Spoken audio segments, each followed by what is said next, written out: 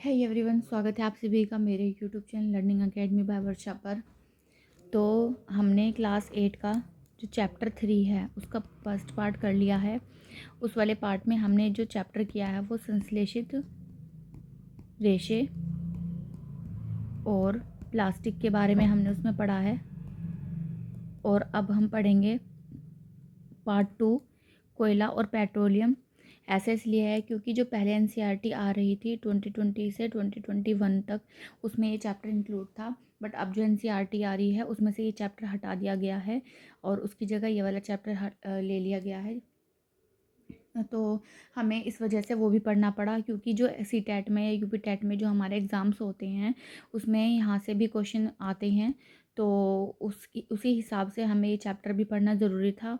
और अब हम इसी चैप्टर 3 को ही मैंने पार्ट 2 में ले लिया है, तो अब हम इसे पढ़ेंगे। तो आपने जिसने भी वो वीडियो नहीं देखी हो, इस वीडियो को देख रहा हो, तो पहले आप उस वीडियो को देख लीजिएगा। वैसे ये चैप्टर से बिल्कुल डिफरेंट है, आप पहले इसे और बाद में उसे भी देख सकते हैं। बस ये है कि वो पार्ट 1 में मैंने कर दी है और ये पार्ट 2 में कर दी है। और ऐसे ही आपका जो चैप्टर 4 है वो भी आपका इस तरह से ही 2 पार्ट्स में आएगा। उसमें भी क्या है कि जो एक चैप्टर है वो पहले आ रहा था और अब वो हटा दिया गया है। बट क्योंकि हम टीचर्स बनने जा रहे हैं या टेट का एग्ज़ाम देने जा रहे हैं, तो जिसकी वजह से हमें वो क्या है उस चैप्टर को भी उसमें ऐड करना पड़ेगा। अगर हम ज़्यादा पढ़ लेंगे कोई दिक्कत नहीं होगी, बट लेकिन क्या है कि हमारा कुछ भी चीज़ें कम नहीं होनी चाहिए। ठीक है, तो चलिए शुरू करते हैं हमारा चैप्टर 3 पार्ट 2, कोयला और पेट्रोलियम। तो देखिए इसमें पहली लाइन हमें क्या दी गई है। प्रकृति में विभिन्न संसाधनों की उपलब्धता की दृष्टि से प्राकृतिक साधनों को व्यापक रूप से 2 वर्गों में बांटा जा सकता है। तो प्रकृति से हमें जो भी संसाधन मिले हैं तो हमने उन्हें क्या है 2 वर्गों में विभाजित कर लिया है। तो अक्षय प्राकृतिक संसाधन और समाप्त होने वाले प्राकृतिक संसाधन। ये संसाधन प्रकृति में असीमित मात्रा में उपस्थित हैं और मानवीय क्रियाकलापों से समाप्त होने वाले नहीं हैं। उदाहरण सूर्य का प्रकाश, वायु। तो अक्षय प्राकृतिक संसाधन हमारे वो होते हैं जिन्हें हम कितना भी यूज़ कर ले पर वो कभी भी ख़त्म नहीं हो सकते, जैसे सूर्य का प्रकाश है, वायु है। दूसरा है प्रकृति में इन स्रोतों की मात्रा सीमित है, ये मानवीय क्रियाकलापों द्वारा समाप्त हो सकते हैं। इन संसाधनों के उदाहरण हैं वन, वन्य जीव, खनिज, कोयला, पेट्रोलियम, प्राकृतिक गैस आदि। तो जो चीज़ें हमारे ज़्यादा यूज़ करने से ख़त्म हो सकती हैं, मतलब ऐसा नहीं है कि आज यूज़ करी और कल ख़त्म हो गई, यानी कि एक लॉन्ग पीरियड टाइम तक अगर हम यूज़ करेंगे तो क्या है एक समय के बाद वो ख़त्म हो सकती हैं। तो जैसे वन है, तो पेड़ों का हम बहुत ज़्यादा कटान करेंगे, सारे पेड़ ही गायब कर देंगे पृथ्वी से, तो क्या होगा कि वो ख़त्म हो सकते हैं। वन्य जीव हैं, जितने भी जीव होते हैं वो विलुप्त हो रहे हैं, क्योंकि वन ख़त्म होंगे तो वन्य जीव भी विलुप्त हो जाएंगे। फिर ऐसे ही खनिज हैं, जो धरती के अंदर से हमारे खनिज, कोयला, पेट्रोलियम और प्राकृतिक गैस हमें मिलते हैं, वो हमारे क्या है कि बहुत सालों की क्रिया से बनी हुई चीज़ें हैं। अगर हम उनका बहुत ज़्यादा ही यूज़ करेंगे, बड़े अमाउंट में बहुत उनको ज़्यादा वेस्ट करेंगे और उसकी जगह कोई उनका नया सब्स्टिट्यूट नहीं लेकर के आएंगे, तो क्या होगा वो भी एक समय के बाद ख़त्म हो जाएंगे। आगे देखते हैं हम इसमें हमें क्या चीज़ें दी गई हैं। कोयले, पेट्रोलियम और प्राकृतिक गैसों जैसे कुछ समाप्त होने वाले प्राकृतिक संसाधन, इनका निर्माण सजीव प्राणियों के मृत अवशेषों जीवाश्मों से होता है, अतः इन्हें जीवाश्म ईंधन कहते हैं। तो जो हमारे कोयला, पेट्रोलियम और जो प्राकृतिक गैसें हैं, ये क्या होती हैं, हमारे सजीव प्राणियों के मृत अवशेष या जीवाश्मों से बने होते हैं और इन्हें हम क्या कहते हैं, जीवाश्म ईंधन कहते हैं। तो इसमें पहला है हमारा कोयला। यह पत्थर जैसा कठोर और काले रंग का होता है। आप सभी ने देखा ही होगा कि कोयला किस तरह का दिखता है। यह है कोयला। खाना पकाने हेतु आने वाले ईंधनों में कोयला एक है। पहले इसका उपयोग रेल इंजनों को चलाने के लिए भाप बनाने में होता था। इसका उपयोग तापीय शक्ति संयंत्रों में विद्युत उत्पादन करने हेतु भी किया जाता है। कोयला का उपयोग विभिन्न उद्योगों में ईंधन के रूप में भी किया जाता है। तो जो हमारा कोयला होता है, हम घरों वगैरह में तो यूज़ करते ही हैं ईंधन के रूप में, पर अब घर में तो उतना अब यूज़ नहीं होता है। पर लेकिन जो भाप के इंजन पहले, बहुत जो रेल जो चला करती थी वो भाप के इंजनों के द्वारा चलती थी, और वो भाप कहाँ से बनती थी, कोयले को वहाँ पर फूकने के बाद में जो भाप बन रही है उससे हमारी रेल चलती थी। और अभी क्या है, तापीय शक्ति जो हमारे जो थर्मल पावर प्रोजेक्ट्स होते हैं जो काम करते हैं वो क्या है, किसके बेसिस पर काम करते हैं, कोयले के बेसिस पर ही वो काम करते हैं कि वहाँ पर जो कोयला है उसको अच्छी तरह से मतलब जलाया जाता है, जिसकी वजह से हमें क्या है वहाँ से बिजली प्राप्त होती है। और इसके अलावा भी और बहुत सारे उद्योग ऐसे हैं जहाँ पर कोयले का प्रयोग ईंधन के रूप में किया जाता है। अब देखेंगे, हम यहाँ पढ़ेंगे कि कोयला हमें कहाँ से और कैसे प्राप्त बनता है या प्राप्त होता है। लगभग 300 मिलियन वर्ष पूर्व पृथ्वी पर निचले जलीय क्षेत्रों में घने वन थे। बाढ़ जैसे प्राकृतिक प्रक्रमों के कारण ये वन मृदा के नीचे दब गए। उनके ऊपर अधिक मृदा जमा होने के कारण वे संपीड़ित हो गए। जैसे जैसे वे गहरे होते गए उनका ताप भी बढ़ता गया। उच्च दाब और उच्च ताप पर पृथ्वी के भीतर मृत पड़े पौधे धीरे धीरे कोयले में परिवर्तित हो गए। तो यहाँ पर ये बताया गया है कि जो कोयला होता है वो कैसे बना, कि बहुत देखो 300 मिलियन जो वर्ष का जो समय होता है बहुत लंबा समय होता है, हम इसको इमेजिन भी नहीं कर सकते हैं, बहुत ही बड़ा समय होता है। कहना बहुत आसान है बट जो वो समय होता है, अगर हम आज से आगे के 300 मिलियन वर्ष अगर सोचें तो मतलब हम उसकी शायद कल्पना भी नहीं कर सकते हैं। तो वही चीज़ यहाँ पर है। तो उस समय में जो प्राकृतिक घटनाएं हुई थी, तो जो वन थे या जानवर थे वो दब गए थे। दबने के कारण क्या हुआ, वो नीचे धीरे धीरे जाते गए, संपीड़ित होते गए और उच्च दाब और उच्च ताप की वजह से क्या है वो नीचे कोयले में क्या है परिवर्तित हो गए। कोयले में मुख्य रूप से कार्बन होता है। मृत वनस्पति के धीमे प्रक्रम द्वारा कोयले में परिवर्तन को कार्बनीकरण कहते हैं। क्योंकि यह वनस्पति के अवशेषों से बना है, अतः कोयले को जीवाश्म ईंधन भी कहती हैं। तो जो कोयले जो है एक तरह का क्या है, कार्बन का ही रूप है। तो क्वेश्चन आ सकता है कि जो कोयला किस रूप में देखा जा सकता है, तो ऑप्शन अलग अलग मिल जाएंगे आपको। कार्बन है, मैग्नीशियम है, सोडियम है। तो आपको पता होना चाहिए जो कोयला होता है वो हमारा कार्बन का ही रूप होता है। मृत वनस्पति के, और जो हमारी मृत वनस्पति होती है उनके धीमे प्रक्रम द्वारा जो कोयले में परिवर्तन होता है उसे हम क्या कहते हैं, कार्बनीकरण कहते हैं। तो अगेन यहाँ से भी क्वेश्चन बन सकता है कि अगर मृत वनस्पति के धीमे प्रक्रम द्वारा जो कोयले में का जो परिवर्तन है वो क्या कहलाता है, कार्बनीकरण कहलाता है। और क्योंकि यह अवशेषों बना है तो इसलिए इसे हम क्या कहते हैं, जीवाश्म ईंधन भी कहते हैं। तो देखो अभी क्या है कि जो क्वेश्चन पूछने का जो ट्रेंड है टैट या सी टैट में, यूपी टैट में क्या है अभी चेंज हो चुका है। अभी जो क्वेश्चंस आने लगे हैं, मतलब कुछ क्वेश्चंस आपके आएंगे कि मतलब टू द पॉइंट पूछे जाएंगे कि ये क्वेश्चन दे दिया आपका, सपोज ऐसे दे दिया कि कोयले का परिवर्तन क्या कहलाता है, तो एक 4 ऑप्शन दे दिए जाएंगे कि तो उसमें से आप डायरेक्ट टिक लगा दोगे कार्बनीकरण। कुछ क्वेश्चंस बहुत ही कम मिलेंगे बट अभी क्या है कि ऐसा दे दिया जाता है आपको, 4-5 ऑप्शन दे दिए जाते हैं, उनमें से 2 ऑप्शन गलत, 1 सही, 3 गलत। और उसमें से ये पूछा जाता है कि कितने ऑप्शन सही हैं, कितने गलत हैं। दूसरा ऐसे पूछा जा सकता है कि असर्शन रीज़न के रूप में कि ये चीज़ ऐसे हुई थी, इसका रीज़न ये है, तो ये बताना है कि इसमें से कौन सा सही है कौन सा गलत है। दोनों सही है, रीज़न सही है, असर्शन गलत है। इस तरीके से ऑप्शंस दे करके अब क्वेश्चंस का जो लेवल है वो चेंज होता जा रहा है, क्योंकि कंपटीशन दिन पर दिन बढ़ता जा रहा है। तो इसीलिए क्या है कि जो सी टैट में और यूपी टैट में भी क्या है अब चीज़ें थोड़ी थोड़ी चेंज होने लगी हैं।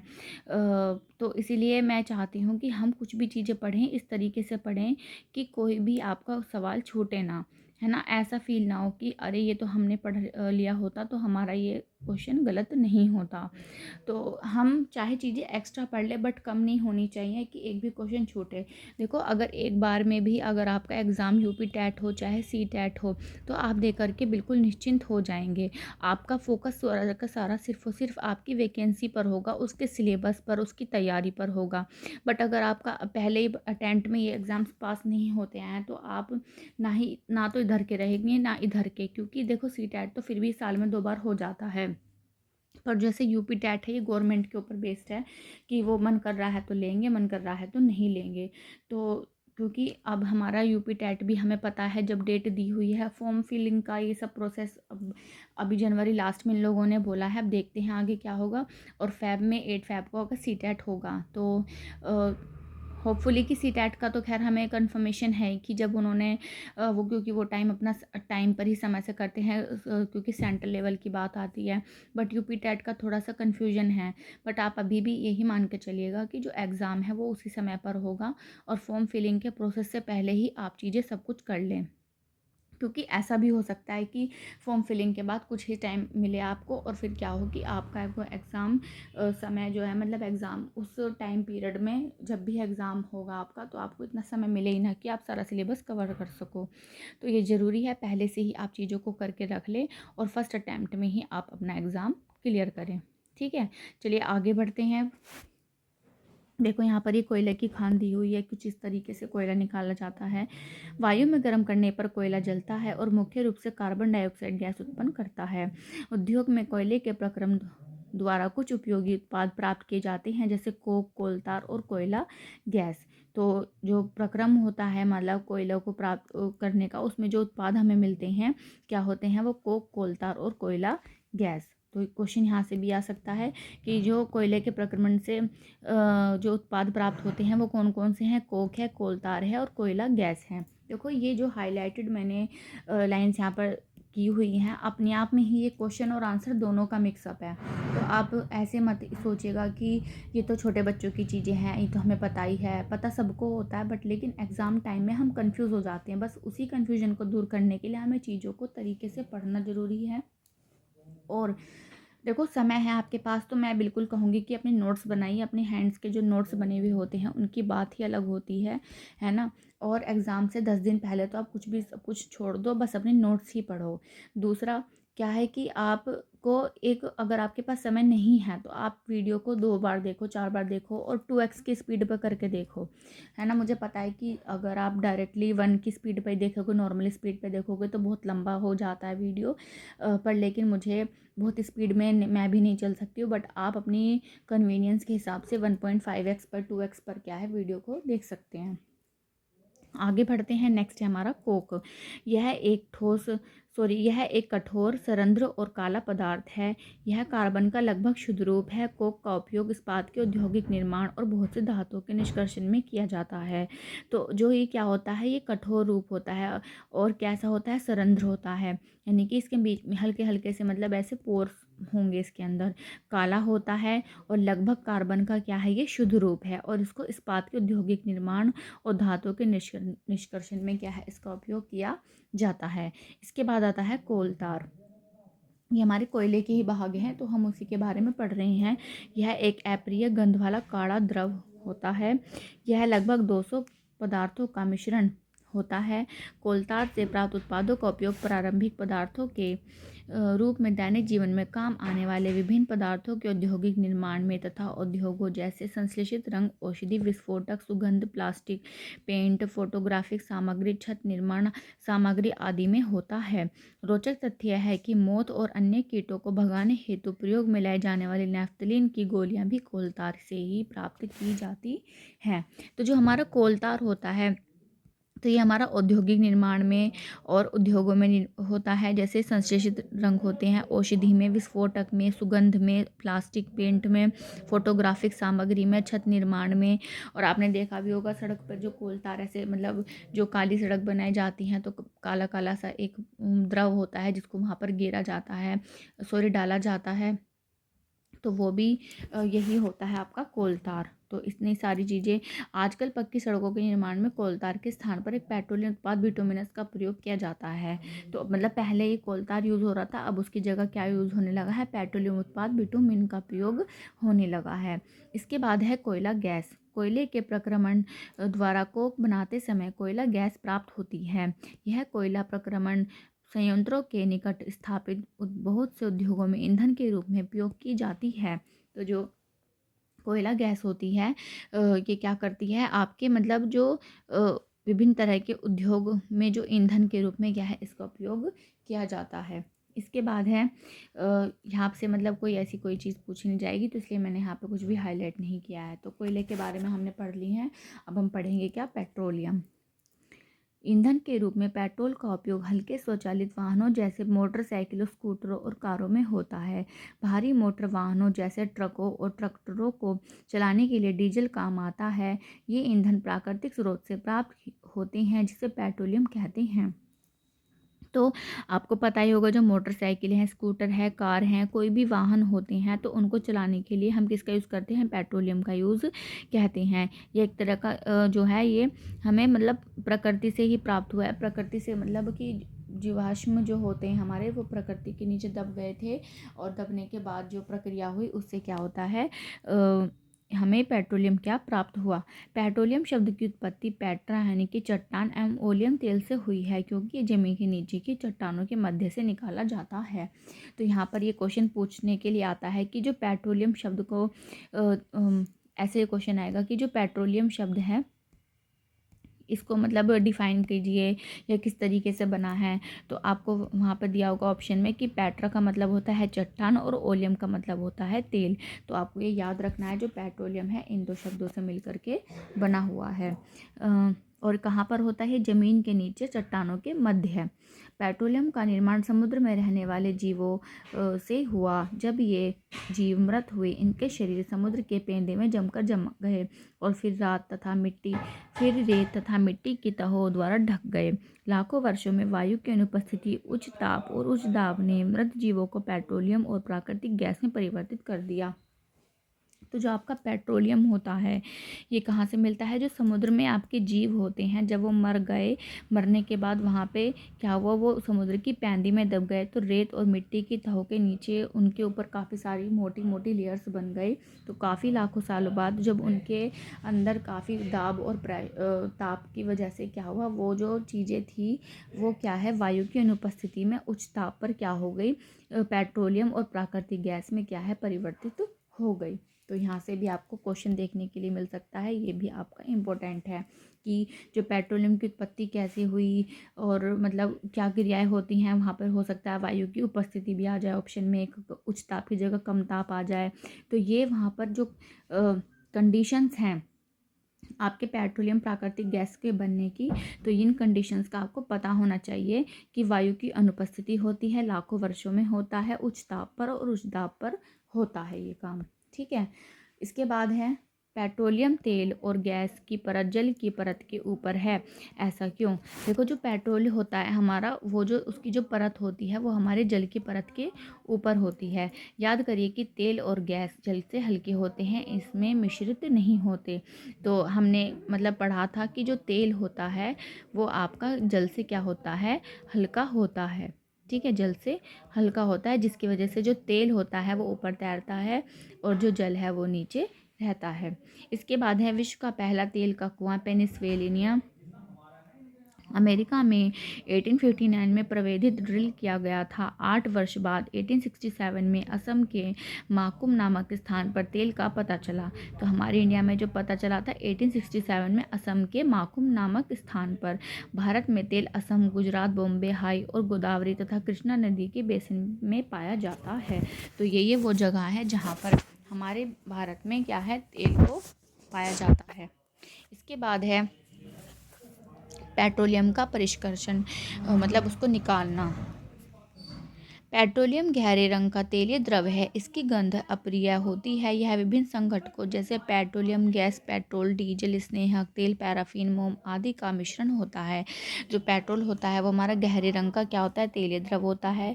इसकी गंध बिल्कुल भी अच्छी नहीं होती है। और इसके संघटक कौन कौन से हैं? पेट्रोलियम गैस है, पेट्रोल है, डीजल है, स्नेहक है, पैराफिन है। ठीक है। पेट्रोल के विभिन्न संघटकों या प्रभाजों को पृथक करने का प्रक्रम परिष्करण कहलाता है। और मतलब इसके सारे जो पार्ट हैं इनको अगर हम अलग अलग करते हैं तो इस प्रोसेस को हम क्या कहते हैं, परिष्करण क्या कहते हैं। यह कार्य पेट्रोलियम परिष्करणी में संपादित किया जाता है। तो इस तरह का कुछ सेटअप होता है परिष्करण करने का पेट्रोलियम उत्पाद को सॉरी उसके संगठकों को। और यहाँ पर मतलब ये जो फैक्ट्री है या फिर जो भी सेटअप है इस तरह का होता है, यहाँ पर इन्होंने दिखा दिया है। इसके बाद है पेट्रोलियम और प्राकृतिक गैस से अनेक उपयोगी पदार्थ प्राप्त किए जाते हैं, इन्हें पेट्रो रसायन कहते हैं। इनका उपयोग अपमार्जक, रेशे, पॉलिएस्टर, नायलॉन, एक्रिलिक आदि, पॉलीथीन और अन्य मानव निर्मित प्लास्टिक आदि के उद्योगों में निर्माण में किया जाता है। प्राकृतिक गैस से प्राप्त हाइड्रोजन गैस का उपयोग उर्वरक यूरिया के उत्पादन हेतु किया जाता है।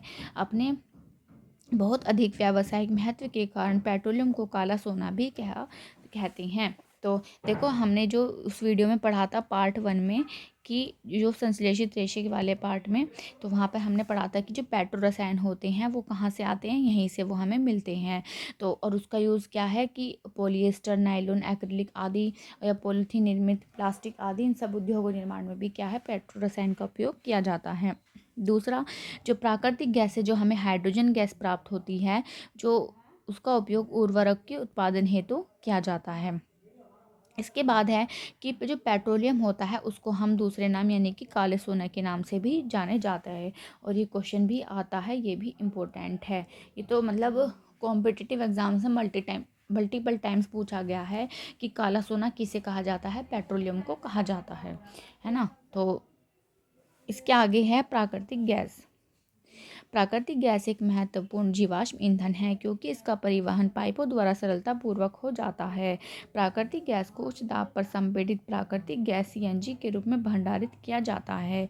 सीएनजी का उपयोग ऊर्जा उत्पादन हेतु किया जाता है। अब इसका उपयोग परिवहन वाहनों में ईंधन के रूप में किया जा रहा है क्योंकि यह कम प्रदूषणकारी है, यह एक स्वच्छ ईंधन है। तो जो प्राकृतिक गैस होती है जब आप उसको उच्च दाब पर संपीड़ित करते हैं तो वो किस रूप में कन्वर्ट हो जाती है, सीएनजी में कन्वर्ट हो जाती है। और इसीलिए हम इसका नाम क्या होता है, compressed natural gas. Compressed natural gas इसका पूरा नाम है। और इसीलिए क्या है, क्योंकि ये बहुत कम प्रदूषणकारी होती है और एक अच्छा ईंधन होती है, जिसकी वजह से क्या है वाहनों में इसका उपयोग होता है। सीएनजी का अधिक लाभ यह है कि इसे घरों और कारखानों में सीधा जलाया जा सकता है, जहां इसकी आपूर्ति पाइपों के माध्यम से की जा सकती है। और दूसरी अच्छी बात क्या है, एक तो ये क्या है कम प्रदूषणकारी है, दूसरा क्या है पाइपों के द्वारा भी इसको जगह जगह भेजा जा सकता है, जिसकी वजह से घरों या कारखानों में भी क्या है इसका यूज़ हम इजीली कर सकते हैं। इसके बाद यहाँ पर हमें कुछ दिया गया है कि जो हमारे पेट्रोलियम के संगठक हैं और उसके क्या क्या उपयोग होते हैं। तो यहाँ से क्वेश्चन मैचिंग के रूप में या आपके पॉइंट्स बन करके स्टेटमेंट्स बन करके आ सकते हैं कि किस चीज़ का संगठक का यूज़ किस उपयोग जो किस तरीके से होता है। तो जो हमारा एलपीजी द्रवित पेट्रोलियम गैस है, लिक्विड पेट्रोलियम जो गैस होती है घरों और उद्योगों में ईंधन के रूप में यूज़ होता है। पेट्रोल का यूज़ हम मोटर ईंधन, शुष्क धुलाई के लिए विलायक के रूप में, तो ये वाला जो आपका ये तो आपको पता ही होगा बट ये इंपॉर्टेंट है कि शुष्क धुलाई के लिए विलायक के रूप में पेट्रोल का यूज़ करते हैं। मिट्टी का तेल, स्टोव, लैंप, जेट वायुयान के ईंधन में, तो जेट लैंप, स्टोव और लैंप तो आपको पता ही होगा। जो जेट वायुयान नहीं पता होगा तो जेट वायुयान के ईंधन में किसका उपयोग होता है, मिट्टी का तेल यूज़ होता है। इसके बाद है डीजल, भारी मोटर वाहनों, विद्युत जनित्रों के लिए। तो जो भारी मोटर वाहन होते हैं, बहुत सी जो कार होती है ना कि डीजल पर ही चलती हैं, बहुत से ट्रक वगैरह होते हैं वो भारी मोटर वाहन होते हैं जो, तो इस पे चलेंगे डीजल पर। इसके अलावा विद्युत जनित्र जैसे आपके जनरेटर वगैरह होते हैं, उन चीज़ों को चलाने के लिए भी क्या है डीजल का ही यूज़ होता है। स्नेहक तेल होते हैं, स्नेहन में यूज़ होते हैं। पैराफिन मोम का यूज़ मरहम, मोमबत्ती, वैसलीन में किया जाता है। बिटुमिन का यूज़ पेंट एवं सड़क निर्माण में होता है। तो यहाँ से इम्पोर्टेंट है, कुछ चीज़ें ऐसी हैं जो आपको पता है बट इनमें से कुछ चीज़ें ऐसी हैं जो शायद आपको नहीं पता होंगी, तो वो आपको याद रखनी है, क्योंकि एग्ज़ाम में फोकस उन्हीं चीज़ पे किया जाता है जिसके बारे में बच्चों को थोड़ा सा कम पता होता है ना। तो ये चीज़ें आपको याद रखनी है। आगे बढ़ते हैं फिर हम। प्राकृतिक गैस का उपयोग प्रारंभिक पदार्थ के रूप में बहुत से रसायनों और उर्वरकों के औद्योगिक निर्माण में किया जाता है। भारत में प्राकृतिक गैस के विशाल भंडार हैं। हमारे देश में प्राकृतिक गैस त्रिपुरा, राजस्थान, महाराष्ट्र और कृष्णा गोदावरी डेल्टा में पाई जाती है। तो जो हमारी प्राकृतिक गैस होती है उसका जो प्रारंभिक पदार्थ होता है रसायनों और उर्वरकों में औद्योगिक निर्माण में किया जाता है। दूसरा क्या है, भारत में जो प्राकृतिक गैस के जो भंडार होते हैं वो कहाँ कहाँ है, एक तो त्रिपुरा में है, राजस्थान में है, महाराष्ट्र में है और कृष्णा गोदावरी डेल्टा में पाई जाती है। इसके बाद है, क्या प्रयोगशाला में मृत जीवों से कोयला, पेट्रोलियम और प्राकृतिक गैस बनाई जा सकती है? नहीं, इनका बनना एक बहुत धीमा प्रक्रम है और इनके बनने की परिस्थितियाँ प्रयोगशाला में उत्पन्न नहीं की जा सकती। क्योंकि देखो, जब हमने ऊपर पढ़ा था कि जो 300 मिलियन है ना, 300 मिलियन वर्ष का समय लग रहा था जो जीवाश्म ईंधन बनने के लिए, तो क्या है कि हम इसको प्रयोगशाला में उपयोग मतलब नहीं बना सकते। इसके बाद है, कुछ प्राकृतिक संसाधन सीमित हैं। प्राकृतिक संसाधन जैसे जीवाश्म ईंधन, वन, खनिज आदि समाप्त होने वाले होते हैं। कोयला और पेट्रोलियम जीवाश्म ईंधन हैं। मृत जीवों के ईंधन से परिवर्तन के लिए लाखों वर्ष का समय लग जाता है। इनके ज्ञात भंडार कुछ सौ वर्ष और चलने वाले हैं। इसके अतिरिक्त इन ईंधनों का जलना वायु प्रदूषण का प्रमुख कारण है। इनका संबंध विश्व उष्ण से भी है। विश्व उष्ण का मतलब है ग्लोबल वार्मिंग। ठीक है, यहाँ पर ये ग्लोबल वार्मिंग को कह रहे हैं कि अगर हम इतना ज़्यादा कोयला, लकड़ी वगैरह जलाते हैं तो क्या होगा, एक तो वो कम हो रही हैं, दूसरा क्या है कि वो जो वायु प्रदूषण है उसे भी बढ़ा रहे हैं। अतः यह आवश्यक है कि हम ईंधनों का उपयोग तभी करें जब नितांत आवश्यक हो। इसके परिणाम स्वरूप पर्यावरण बेहतर बनेगा, विश्व उष्णन का कम खतरा रहेगा और ईंधन की उपलब्धता लंबे समय तक होगी। भारत में पेट्रोलियम संरक्षण अनुसंधान संघ PCRA लोगों को सलाह देती है कि गाड़ी चलाते समय किस प्रकार की पेट्रोल डीजल बचाएं। उसके गुण हैं, जहां तक संभव हो गाड़ी समान और मध्यम गति से चलाइए। यातायात लाइटों पर अथवा जहां आपको प्रतीक्षा करनी हो गाड़ी का इंजन बंद कर दीजिए। तो ये आपको सामान्य सी बात है कि जहां संभव हो हमें वहां पर क्या है कि जो गाड़ी को मध्यम गति में, या फिर मतलब कोशिश करो कि पैदल जाओ, साइकिल से जाओ, है ना। गाड़ी को जहाँ पर भी पेट्रोल या डीजल की कोई भी चीज़ हो कम से कम उसे ले जाने की कोशिश की जाए। इसके बाद है, जो यातायात की लाइटों हैं उनकी प्रतीक्षा करनी हो तो वहाँ पर क्या करते हैं, हम अपने इंजन को बंद कर दें। टायरों का दाब सही रखिए, गाड़ी का नियमित रखरखाव सुनिश्चित कीजिए। तो जो टायर हैं, अगर हम मान लो किसी की स्कूटी है और उसमें हवा कम है तो इंजन पर लोड पड़ेगा तो वो ज़्यादा जो पेट्रोल का यूज़ करेगा। तो हमें क्या है, टायरों की हवा भी ठीक रखनी चाहिए, जिससे कि जो हमारी गाड़ी या हमारी कोई बाइक, स्कूटर है वो सही से चले और इंजन पर भी लोड ना पड़े। और इसी के साथ ही क्या है, हमारे चैप्टर ख़त्म हो गया है। ज़्यादा बड़ा नहीं था और जल्दी से हम एक छोटा सा रिकैप कर लेते हैं। ज़्यादा बड़ा रिकैप नहीं है इस चैप्टर का। कोयला, पेट्रोलियम और प्राकृतिक गैस जीवाश्म ईंधन हैं। जीवाश्म ईंधन का निर्माण सजीवों के मृत अवशेषों से लाखों वर्ष पूर्व हुआ था। जीवाश्म ईंधन समाप्त होने वाले संसाधन हैं। कोलतार कोयला गैस कोयले से प्राप्त उत्पाद हैं। पेट्रोलियम के परिष्करण से पेट्रोलियम गैस, पेट्रोल, डीजल, मिट्टी का तेल, पैराफिन, मोम, स्नेहक तेल आदि प्राप्त होते हैं। कोयले और पेट्रोलियम के संसाधन सीमित हैं, हमें इनका न्यायोचित उपयोग करना चाहिए। इसके बाद एक्सरसाइज देख लेते हैं हम। खाली स्थान। कोयला तथा पेट्रोलियम जीवाश्म ईंधन है। पेट्रोलियम के विभिन्न संघटकों को पृथक करने का प्रयास परिष्करण कहलाता है। परिष्करण वाहनों के लिए सबसे कम प्रदूषक CNG है। जीवाश्म ईंधन प्रयोगशाला में बनाए जाते हैं नहीं। पेट्रोलियम की अपेक्षा CNG अधिक प्रदूषक है नहीं, ये तो बल्कि एनवायरनमेंट फ्रेंडली होती है क्योंकि ये कम प्रदूषण करती है। कोक कार्बन का लगभग शुद्ध रूप है, सच बात है। कोलतार विभिन्न पदार्थों का मिश्रण है, ये भी सच बात है। मिट्टी का तेल एक जीवाश्म ईंधन नहीं है, नहीं, ये तो क्या होता है, ये भी एक जीवाश्म ईंधन ही है। इसके बाद हमारा कुछ नहीं है और हमारा यह चैप्टर ख़त्म होता है। तो होपफुली आपको चैप्टर में चीज़ें समझ में आई होंगी। ज़्यादा बड़ा चैप्टर नहीं था और बहुत ऐसी कोई बात भी नहीं थी इसमें जो हमें समझ में नहीं आया। बहुत सारी ऐसी चीज़ें थी आपको पहले से ही पता होंगी, थोड़ी सी जनरल थी। बस यहाँ पर इस टेबल में कुछ कुछ चीज़ें हैं जो शायद आपको नहीं पता होंगी कि जो पेट्रोल है वो शुष्क धुलाई के लिए विलायक के रूप में यूज़ होता है, या मिट्टी का तेल जेट ईंधन के रूप में यूज़ होता है।